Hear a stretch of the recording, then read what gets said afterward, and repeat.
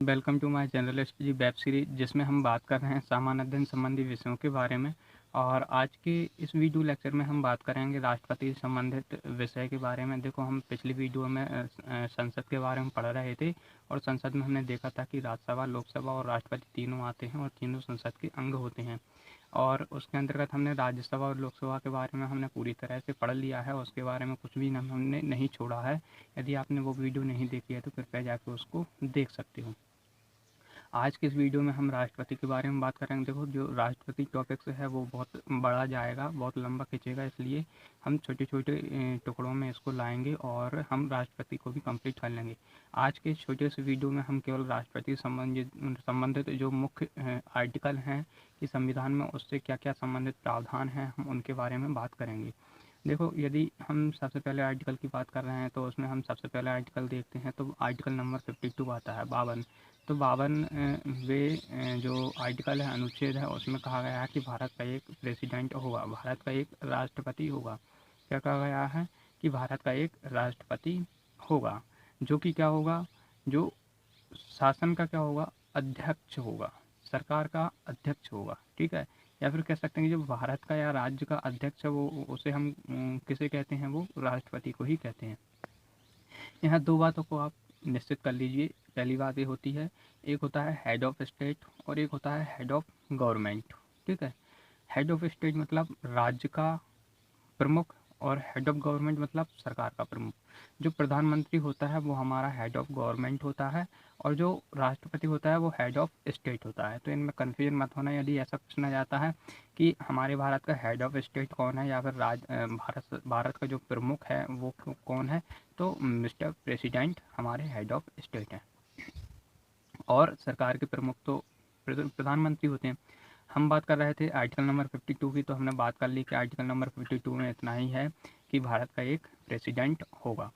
अब हम चलते हैं कि जो आर्टिकल नंबर 53 है उसमें क्या कहा गया है। देखो, आर्टिकल नंबर 53 में कहा गया है कि जो भारत की जो कार्यपालिका संबंधी जितनी भी शक्तियाँ हैं वो किस में निहित होंगी, प्रेसिडेंट में निहित होंगी। ठीक है, और वह प्रेसिडेंट अपनी उन शक्तियों का उपयोग स्वयं तथा अपने द्वारा अधिकृत व्यक्तियों के द्वारा कर सकता है। ठीक है, देखो, जो राष्ट्रपति होता है वो नाम मात्र का कार्यपालिका अधिकारी होता है। ठीक है, उसकी शक्तियों का उपयोग सामान्यतः कौन करता है, प्रधानमंत्री करता है, जो कि हम देखते हैं, क्योंकि प्रधानमंत्री की सलाह पर ही राष्ट्रपति कार्य करता है और उसके बिना सलाह पर वह कार्य नहीं करता।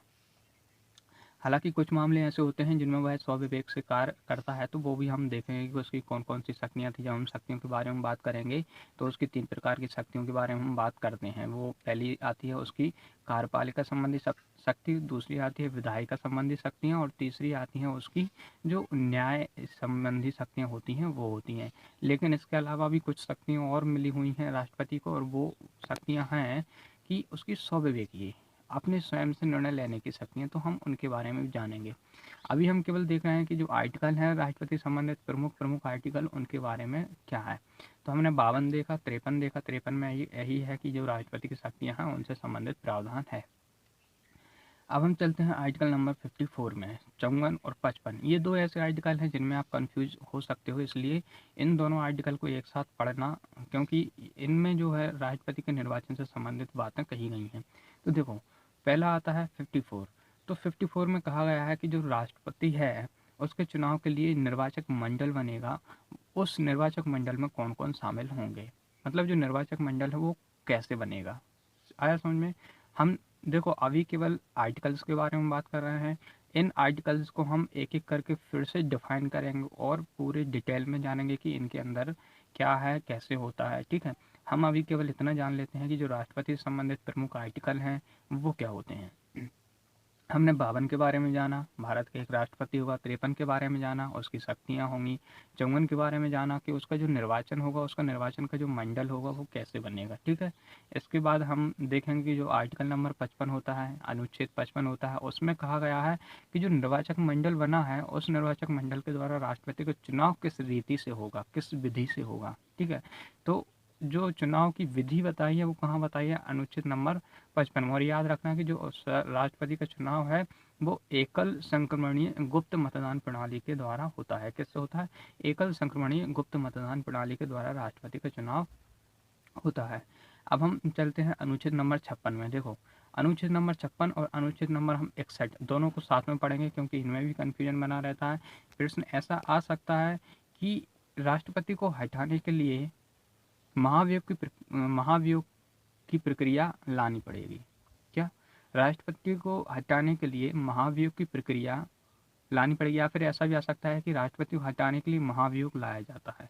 ये किस आर्टिकल में है? तो इसमें कंफ्यूज मत होना, क्योंकि कुछ लोग कह सकते हैं कि ये आर्टिकल नंबर 61 है। यदि आर्टिकल 56 और 61 दोनों साथ में आए तो आंसर इसका होगा 56, क्योंकि देखो, जो 61 है उसमें राष्ट्रपति के ऊपर जो महाभियोग लाया जाता है, वो महाभियोग किस प्रकार लाया जाएगा और महाभियोग का जो प्रक्रिया है वो क्या होगी, वो आर्टिकल नंबर 61 में है। लेकिन राष्ट्रपति को महाभियोग के द्वारा हटाया जाएगा, ये कहाँ पर लिखा हुआ है? ये 56 में लिखा हुआ है। तो मेरा विश्वास है कि आप लोग समझ गए हो कि आर्टिकल 56 और 61 दोनों में क्या डिफरेंट है। दोनों में यही डिफरेंट है कि जो आर्टिकल 56 है उसमें कहा गया है कि राष्ट्रपति को हम महाभियोग की प्रक्रिया के द्वारा हटाएंगे, लेकिन 61 है उसमें कहा गया कि हम जो महाभियोग की प्रक्रिया लाएंगे वो उसकी प्रक्रिया क्या होगी। ठीक है, अब हम चलते हैं आर्टिकल नंबर। और एक बात और याद रखना, जो 56 है उसी में राष्ट्रपति की पदावधि से संबंधित प्रावधान भी है कि राष्ट्रपति का चुनाव 5 वर्ष के लिए होगा। ठीक है, और उसकी पदावधि 5 वर्ष से पूर्व खत्म हो जाती है, तो फिर जो भी चुनाव होंगे वो 6 माह के अंदर करा लिए जाएंगे। ठीक है, 6 माह से ज़्यादा समय नहीं लगना चाहिए। अब हम चलते हैं 57 में। देखो, कुछ लोग सोच रहे होंगे कि जो राष्ट्रपति होता है उसका चुनाव 1 या 2 बार, 3 या 4 बार, या फिर कुछ लोग जानते हो कि जो राष्ट्रपति का चुनाव है भारत में कई बार किया जा सकता है, मतलब एक व्यक्ति को कई बार राष्ट्रपति के पद पर निर्वाचित किया जा सकता है। देखो, जैसे हम अमेरिका की बात करें तो अमेरिका में केवल एक व्यक्ति 2 बार 2 टर्म के लिए ही राष्ट्रपति बनता है। ठीक है, और रूस की बात करें तो वहाँ 4 बार बन सकता है। ठीक है, लेकिन भारत में ऐसा नहीं है। भारत में ऐसा है कि भारत में राष्ट्रपति बनने के लिए एक बार राष्ट्रपति बन गया, दूसरी बार बन गया, तीसरी बार बन गया, मतलब ऐसा कई बार बन सकता है, और जितनी बार वो चाहे उतनी बार राष्ट्रपति के लिए चुनाव लड़ सकता है। यहाँ पर ऐसी कोई बंदिश नहीं है कि वह 1 या 2 बार ही चुनाव लड़ सकता है।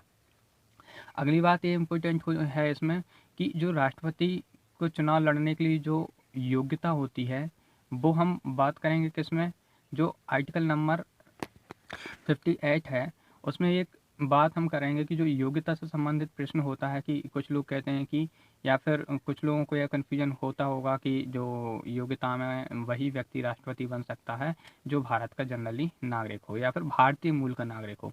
ठीक है, देखो यहाँ पर भारतीय मूल का नागरिक और भारत का नागरिक, इनमें 2 अंतर होता है। यदि कोई विदेशी आकर भारत की नागरिकता ग्रहण कर लेता है तो उसे राष्ट्रपति चुनाव लड़ने के लिए वह क्या हो जाता है, एलिजिबल हो जाता है। इसलिए भारतीय मूल का नागरिक और भारतीय नागरिक, ठीक है, ये दोनों में कन्फ्यूज मत होना। यदि भारतीय मूल का नागरिक आ जाता है तो ये ऐसा संविधान में कहीं नहीं लिखा है कि व्यक्ति को भारतीय मूल का ही नागरिक होना चाहिए। उससे क्या केवल भारत की नागरिकता प्राप्त होनी चाहिए।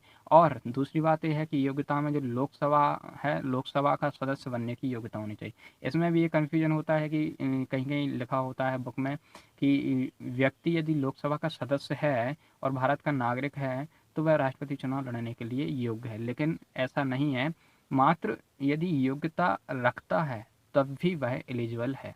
ठीक है, अब हम चलते हैं आर्टिकल नंबर 59 पर। तो देखो 59 में क्या है, राष्ट्रपति से संबंधित जो पद की सेवा शर्तें हैं जो उससे संबंधित है। आर्टिकल 59 कैसे संबंधित है, जो पद की सेवा शर्तें हैं उन्मुक्त हैं, उसके जो विशेष उसकी सैलरीज होती हैं, क्या सेवाएं, क्या शर्तें हैं, कौन सा पद वह राष्ट्रपति बनने के बाद कौन सा पद धारण नहीं कर सकता है, क्या कार्य करेगा, क्या कार्य नहीं करेगा। ठीक है, तो अब इसके बाद चलते हैं हम आर्टिकल नंबर 60 में। 60 सिंपल सी शपथ से संबंधित है कि राष्ट्रपति की शपथ किस आर्टिकल के तहत होती है, तो वो होती है आर्टिकल नंबर 60। ठीक है, एक बात और यहाँ पर इम्पोर्टेंट ये हो जाती है कि देखो जो राष्ट्रपति की शपथ का प्रारूप है वो किसी भी अनुसूची में नहीं है। देखो जनरली जब संसद के सदस्यों को प्रधानमंत्री या फिर किसी और की शपथ दिलाई जाती है तो उसका शपथ का प्रारूप जो होता है वो अनुसूची 3 में होता है। किसमें होता है? अनुसूची 3 में होता है। लेकिन एक बात यहाँ याद रखना, राष्ट्रपति और राज्यपाल से संबंधित जो शपथ का प्रावधान है